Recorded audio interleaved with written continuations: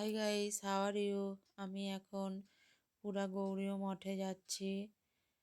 মঠটা আমার বাবার বাড়ির পাশেই। এম, পুরা গৌরীয় মঠে আজকে একটা অনুষ্ঠান আছে, মানে ভীম একাদশী উপলক্ষে একটা অনুষ্ঠান আছে। এখানে আজকে প্রসাদ পাওয়ারও ব্যবস্থা আছে। এই মঠের ভিতরে ঢুকে পড়েছি। সামনে এটা নাট মন্দির, এখানে প্রসাদ বিতরণ করা হচ্ছে।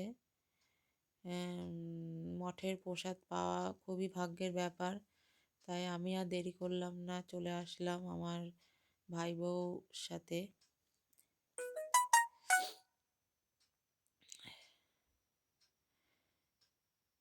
এবার আমি মন্দিরের দিকে যাচ্ছি।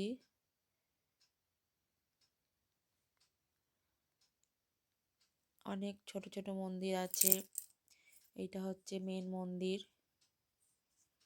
এটা এখানে এবার প্রথমে ফল প্রসাদ দেওয়া হচ্ছে, তারপরে অন্ন, ডাল, পালং শাক, বাঁধাকপি, ফুলকপি, আলু, সয়াবিনের তরকারি, তারপরে সবশেষে পরমান্নরও ব্যবস্থা আছে।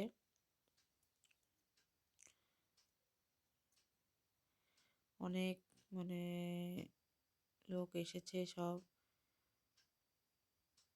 মঠে প্রসাদ পাবে বলে।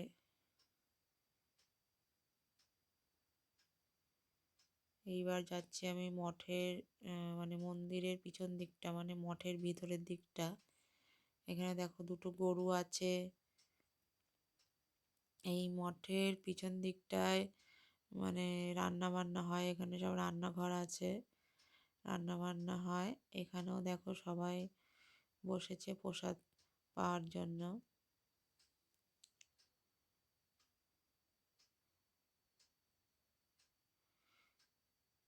এবার আমি বাড়ি চলে এসেছি, এসে দেখি আমার 5 মামিরা এসেছে। আমার মামার বাড়ি বাদুড়িয়ায়। এই আমার ঠাম্মা একটু অসুস্থ, তাই আমার মামিরা ঠাম্মাকে দেখতে এসেছে। 5 মামির সাথে খুবই গল্প করলাম, আড্ডা দিলাম।